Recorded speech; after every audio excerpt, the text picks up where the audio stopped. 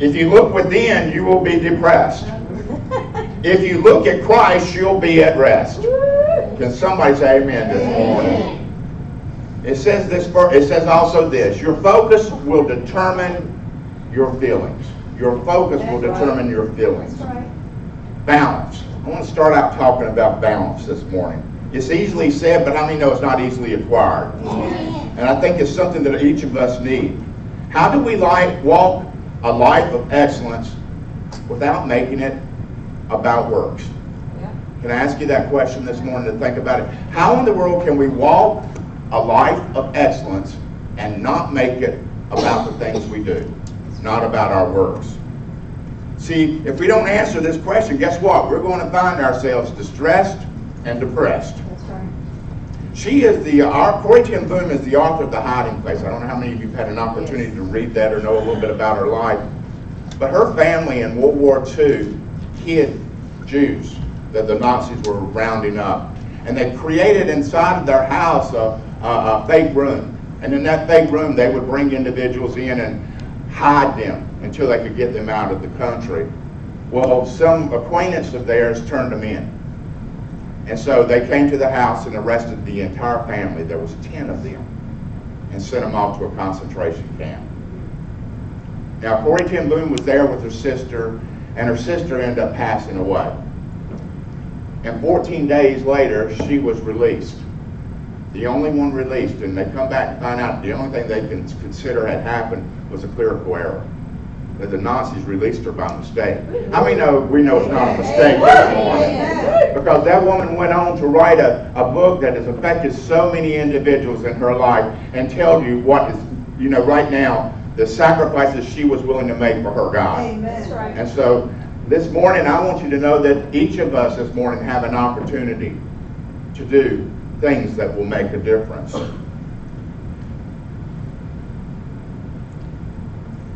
She lived in a horrific world. Yes. But how many know our world's not so nice That's right now? Right. And it's easy to get overwhelmed if you look at the news for any length of time. That's right. If you look at the things that are going on and are happening in our world today, I tell you what, it can make you distressed. Right. It can make you begin to question a lot of things in your life and in the life of who you are. What I want to share with you this morning, if you don't mind, is I believe that it's more important to focus on who we are than on what we do. Amen. Can I say that again? Amen. It's more important to focus on who we are than on what we do. And put in another word, it's character. We need character this morning, and that's what I want to talk about for a little while. A lot of times we can't seem to develop our character because of where our focus is at. And so we need to look at the things that we focus. How many know that we tend to look for big answers when dealing with big problems? Yes. And that's something, we want an answer that is as big as our problems, and that's where we make the mistake a lot of times. Because let me know there's not always big answers out there. Purpose-driven life had this to say. It says that great opportunities often disguise themselves in small tasks. Small tasks show a big heart. No task is beneath you when you have a servant's heart. See, I think a lot of times we look at the world that's around us and we want to make a difference, but we don't think that we can. Right. And when we start looking at it, we sit there and try to think of this big solution, this big problem. So, in other words, this big answer.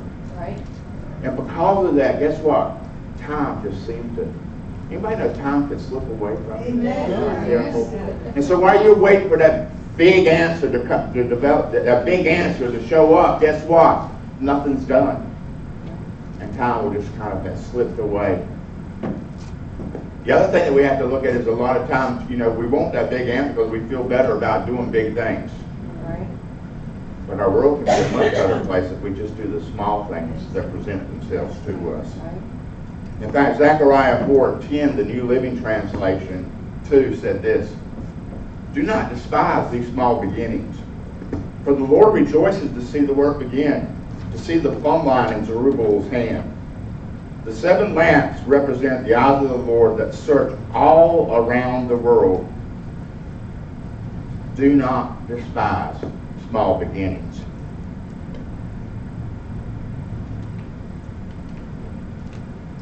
I think so often in my ministry, I don't even want to think about all the things that I missed because I was looking for something big. When in actuality, all it required me to do was to do the small things. We also tend to look for exciting solutions. Everybody agree? Yes. A lot of times we like change, but does that keep us in the staying power a lot of times? How many get excited about change? Think about it. How many of you, New Year's resolution, you mean nobody in here has a New Year's resolution? Nobody sits there and says, this year I'm going to do so-and-so. And we think about how doing it is going to make everything different. Somebody's shaking their head no, so not everybody's in a New Year's resolution. Oh, that just threw me off for just a minute. But we look at exciting things. We want to be, our emotions and our feelings to be motivated. We want to feel great about it. But especially when it comes to character, we need to understand this. Drudgery is the test of genuine character. Can somebody say, get thee behind me, Satan? Yes. Pastor sitting there saying drudgery is a part of our life, and we don't want that. Let's be honest. Can we be true with each other this morning? Drudgery is not something we look forward to. Drudgery is not something we're going to choose if the decision is solely based with us. The greatest hindrance in our spiritual life is that we only look for the big things to do. And see, you don't have to take this from me. This is from Oswald Chambers. This is an individual who wrote a devotion that is still impacting the lives of those that are around him. He said drudgery is a part of character. We can't get around it. In PDL, it also says this: God will never exempt you from the mundane. You'll never be to a place in your ministry that you're too good for the mundane. That's right. And see, if you think about the mundane, think about the definition of what that is literally saying. It is saying that the solution is not really that glamorous. It's just something really simple. How many has ever had God have you do something that just didn't seem like that was going to provide the answer? And you're sitting there waiting for you're waiting for that thing to come along that's going to make sense. Right. How many been waiting a while for something to make sense? Yes. You know what I'm saying? We want the solution when it comes and appears. We want to know, man, that makes so much sense. This is exactly what I need to do. It provides all the answer, and then God's telling you to do something that seemingly has absolutely nothing to do with the problem. Amen. How in the world is this going to fix anything? And see, that's one of the things that we have to understand in character. Character is developed by trusting God, by faith in God. That's right. And so when He shares with us, the thing that He shares with us very often doesn't seem like it's going to be the answer. Right. But we'll never know until we try. That's right. We'll never know until we give His plan a chance. Not only do we look for exciting solutions, we also tend to look for quick fixes. Oh, yeah. Amen. Character is not microwavable. It's not microwavable. That's right. It's crock pot. Everybody understand that? It's crock pot. Caleb calls it meat and mush. That's what Vanessa, a lot of her times in the cooking, guess what she'll do? She'll put her meal in the crock pot at the start of the day, and it will slowly cook down until, it's edible at a certain time. And with that being the case, it cooks really slow. And a lot of times we have to understand they're not quick fixes when it comes to character. That's right. We have to realize God's in the crock pot. Yeah. I think I said that right. It said this is also said, there are no shortcuts to ministry. While we're worried about how fast we grow, God is more concerned about how strong we grow. There's a difference there. In Philippians 1:6 in the Living Bible translation, it had this to say: and I am sure that God, who began a good work within you, will keep right on helping you grow in grace until His task within you is finally finished on the day when Jesus Christ returns. Yes. Did you see where He put the finish line? Yes. Is that where we put the finish line? That's discouraging. That could almost be discouraging, right? Because he's saying that right now. And see, I understand this, but understanding it and being okay with it is not always the same thing. Right. I understand that if I've already arrived, I'd be gone. Yep. If I had already arrived to the place that my character is fully developed, and it's no longer for me to be down here, God would take me on to heaven, because I have nothing left to learn. But he's telling us right now that the finish line is not of our choosing or of our making. It is in his return. That's right. And so would that be in the case that maybe that will help sometimes when it's kind of getting difficult? Y'all know what I mean? Is I ever going to get through this? Am I ever going to get to the end of this? Yeah, when you get to heaven. But see, that's not good preaching though, is it? It ain't feel-good preaching, but it's the truth. And see, it's the truth that we need so often, especially when it comes to our character. Not only do we look for exciting solutions and quick fixes, we tend to want to get it right on the first try. Oh, yeah. Anybody good with that one? Yeah. The first try. It is said that real maturity is never the result of a single experience, no matter how powerful or moving. That means you coming up and having a real good service at the altar, one service is not going to fix everything in your life. That's right. Amen. Amen? How many of you become, maybe it's just me right now. I've been praying for situations in my life for many, many years now. We went to see Sierra, we've been praying for her for a long time. I mean, years and years and years. And I would have liked for it to go ahead and happen. You know that? I would like for that healing to have taken place. But you know what me and Vanessa started praying now? God, teach us how you want to pray about this situation. Amen. Teach us your method, your way. Yes. Help us to recognize your path in all this. And the things that we're not ready to understand right now, help us to put it into your hands. See, there's a lot of things I told her today, what was it, Friday? We went to see her Friday. She had the animal that had been such a part of our home for the longest length of time, they had to put her down this week. She was already not feeling good, and that dog was so precious to her. It was her baby, let's be honest with you. Yep. It was her baby. And so me and Vanessa wanted to try to get up there to see her as soon as possible. And we were sitting there talking, I looked at her, I said, Sierra, you know something? I need to tell you I'm sorry. She said, what do you mean? I said, I don't think I fully appreciated or factored in how much sickness can affect her life. I said, you know what, I wasn't such a good daddy. And she looked at me and I said, you know what? I just went through sickness that was beyond my control for 8 months. You've been going through it for years on end. I think sometimes in my spirit and my heart, our passion is not in our prayers. Amen. And I want my passion to be alignment with my prayers. But I want to understand, you know what, there may be some other things, because there was even a tendency if we're not careful, I don't know if you've ever done this or not, but we blame the situation on the person that's experiencing it. Right. If you'd only do this, if you'd only do that, or if you've done this more, if you've done that. Heaven help us. Right. Heaven help us, because I'm sitting there thinking right now, we're going through it and all, there's some times you just ain't got the strength to help yourself. That's right.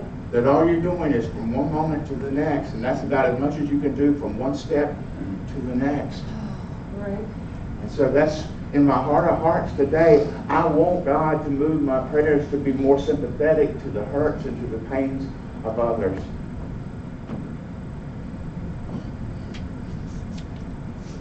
Oswald Chambers tells us, as far as character is concerned, no one is born with it.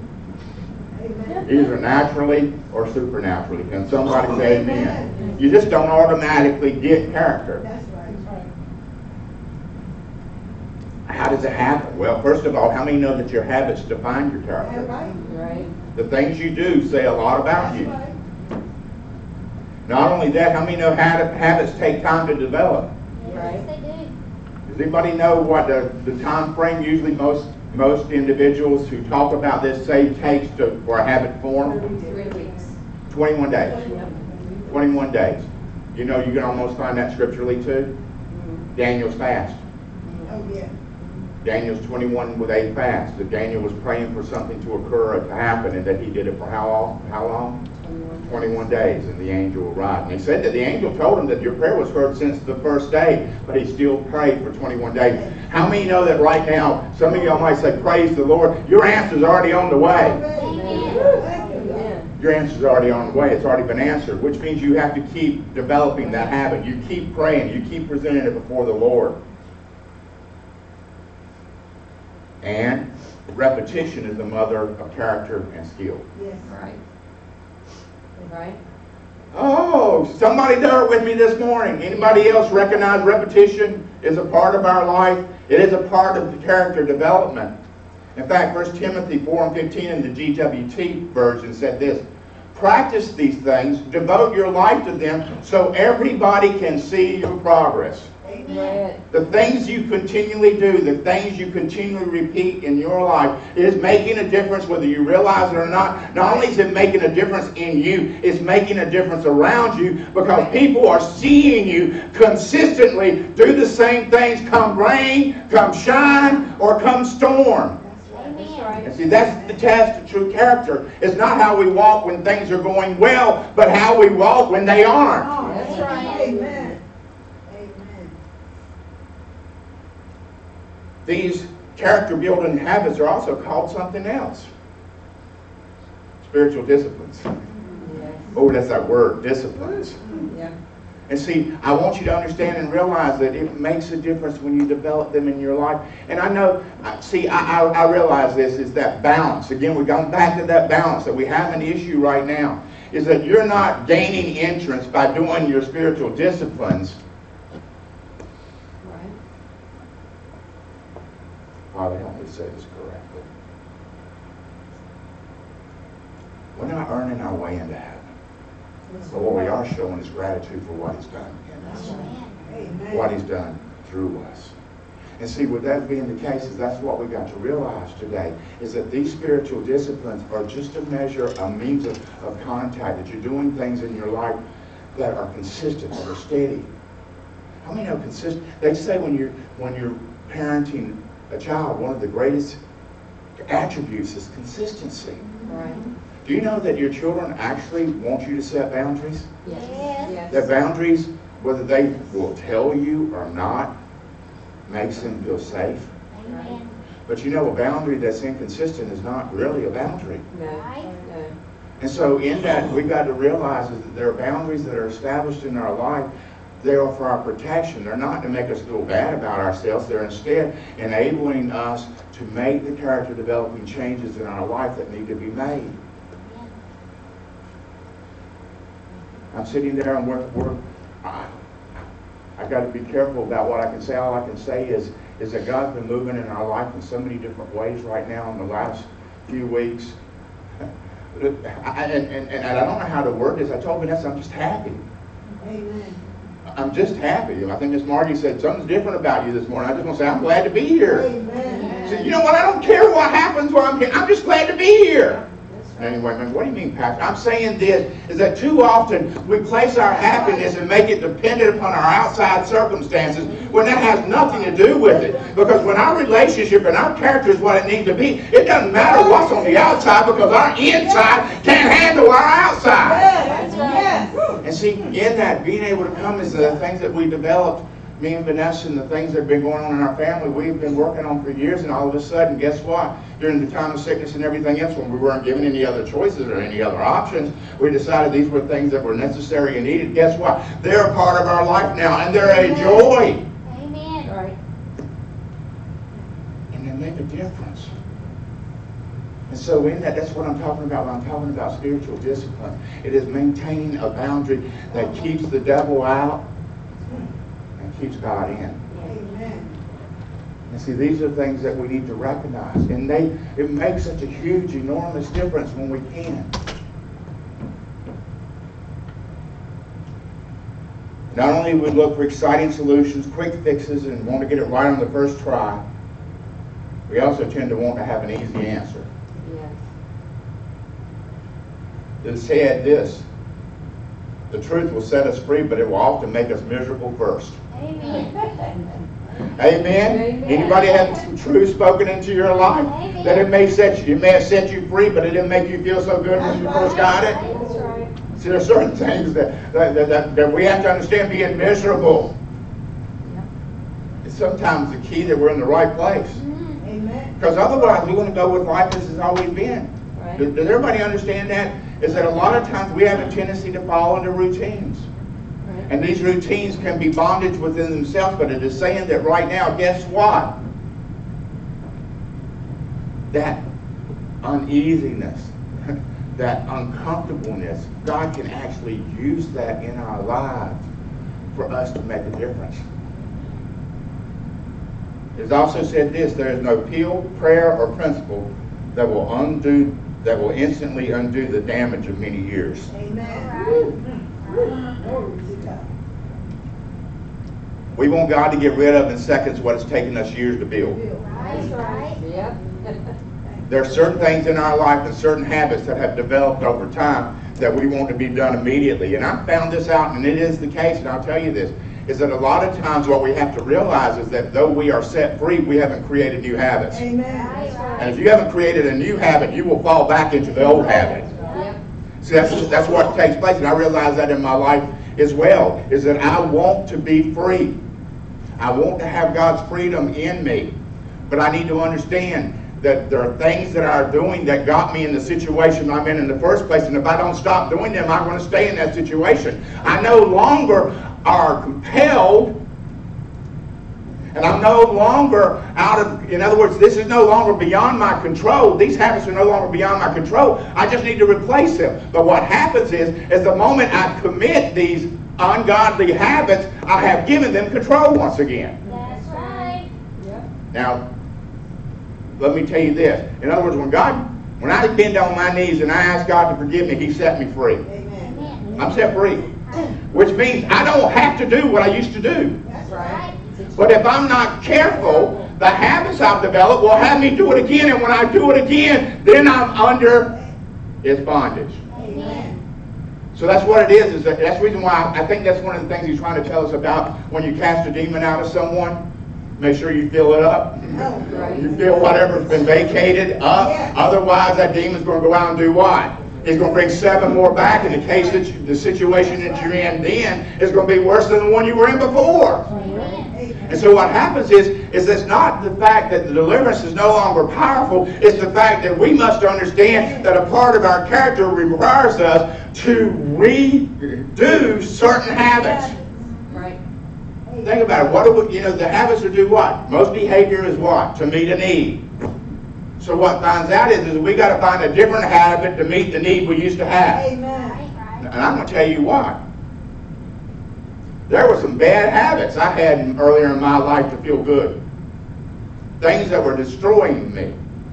See, that's the thing about it. The devil, sin, the pleasurable season in sin is because something's usually dying. The pleasurable season in spiritual living is something's living. And so if we're not careful, a lot of things that we'll do to feel good is actually killing us. Amen. Does anybody know why we like the sensation of getting high so much?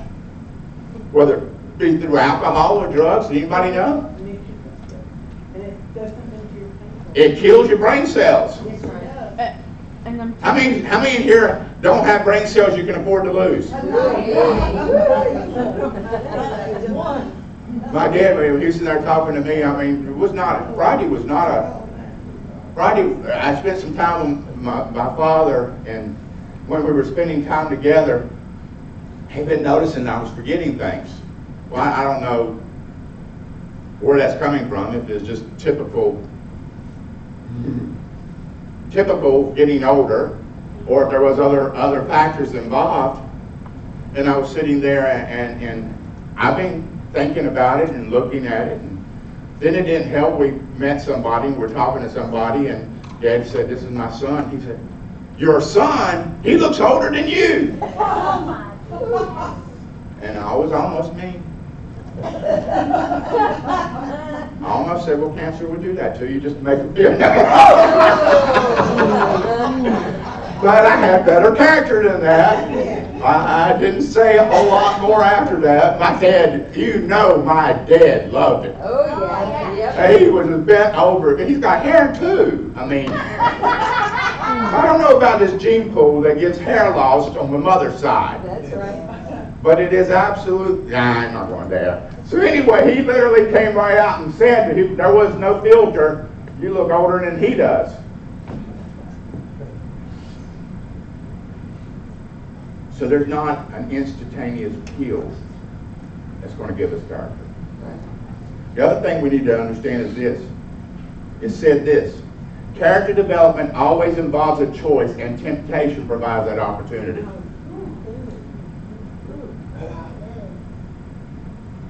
Yuck. Is anybody there with me? In other words, it's saying that temptation is a tool of character. Is that our life is always full of choices, and those choices always give us the opportunity to choose the will other than the Father's. Right. And see, it's when we choose the Father's will that character is developed. It is when we choose against His will that character is demolished. And so we need to make sure and understand that right now, just because we're having a good time doesn't mean we're avoiding temptation. Amen. Temptation is going to occur in our life.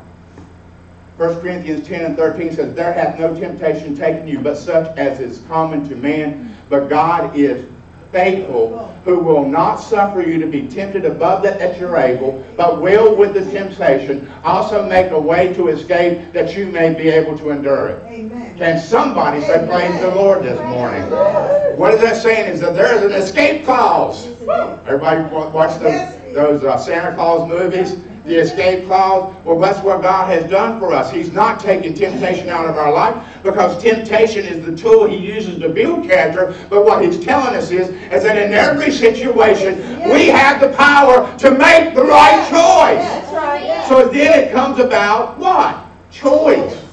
Right. Character is developed by not a multitude of choices, but by taking each choice individually Right. and aligning it with God's plan for your Amen. life. That's right. Thank you, God. Thank you. And that's how things change. One choice at a time. Right.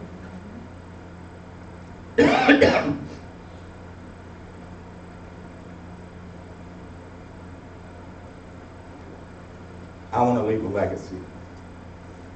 The last 8-9 months has had me question where I'm at. Had me question, what am I leaving? Where am I making a difference? Those are not typical feel-good kind of things you want to think about. But you know what? It's a part of where I'm at. Amen. It's a part of who I am.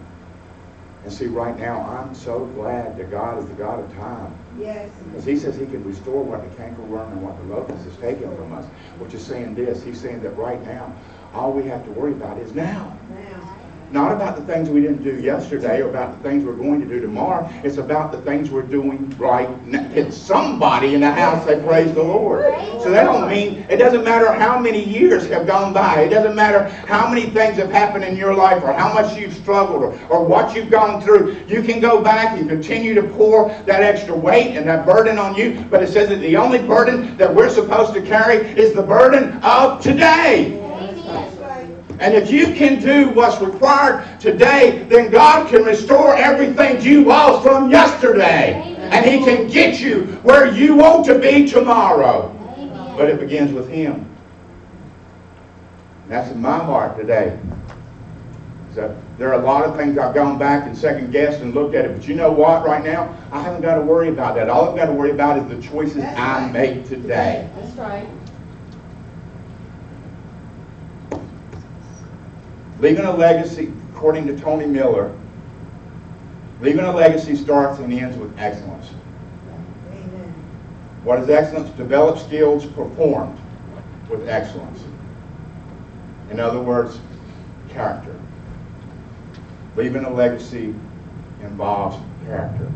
How many know character inspires people? Yeah. Inspires people. These are 7 key principles that Tony Miller has shared about developing character. God always builds the life from the inside out. Amen. Your life is a process. This is a rough one. 2, you will never change what you're willing to tolerate. Yep. Amen. Yes. If you're willing to tolerate it, be ready for it to stay around for a while. Amen. What you respect, you attract. That's rough. If you expect characteristics or traits that aren't anything, y'all get what I'm saying? If you respect something that's not character oriented or not about your character, then guess what? You're going to attract it. Amen. We attract the things that we respect. Focus is the key to success. That's not a hard one. It's hard to maintain. I love this one. What you make happen to others, God will make happen for you. Yes. So if you want something, look around for somebody else to do that for. Can somebody say amen? Amen. Number 6, your future is always in your present. And lastly, have a do not quit attitude. Amen. When quitting is no longer an option, it is amazing how many strategies you can find. Amen. So when developing character, we must determine in our heart and in our lives, we're not going to quit. And how many know you know when you've decided that? Amen. Do you know when you haven't? Your mind is a constant state of upheaval, That's right. of confusion, of chaos. But when you've decided in your life right now that no matter what, I'm not going to quit, I'm going to keep pushing, then you change the way you deal with things.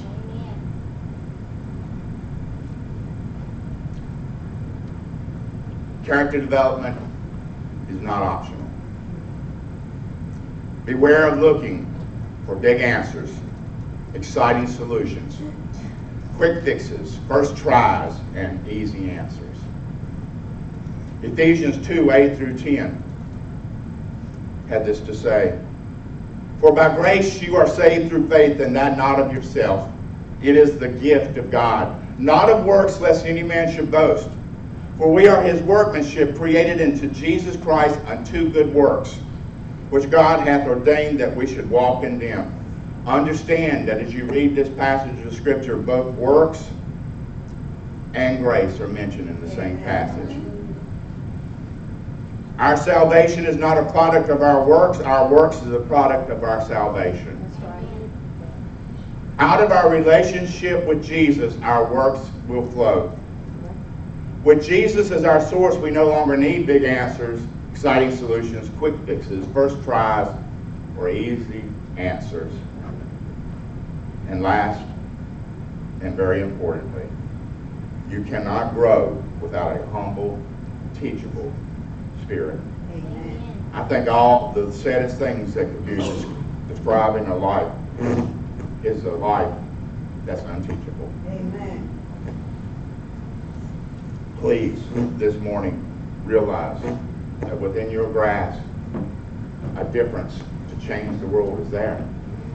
A difference to change yourself. But it all depends on, what she said. You look at the world, you're going to be what? Distressed. If you look within, you're going to be depressed. But if you look at Jesus, you're going to be at rest. See, that's where our focus is this morning. Because if you let that be your focus, then God can take care of the world, and he can take care of you as well. As every head is bowed and every eye is closed, I ask you to contemplate this morning. Is there a prayer need that you have that you would like to have prayed for? Has there been something that God has spoken into your spirit today that before you leave this house, you would like to place that matter in his hands? Believing what James tells us, we believe in the power of prayer. So in this altar call right now, are you here this morning and you would like to be prayed for? Would you please come forward? I'd love the opportunity.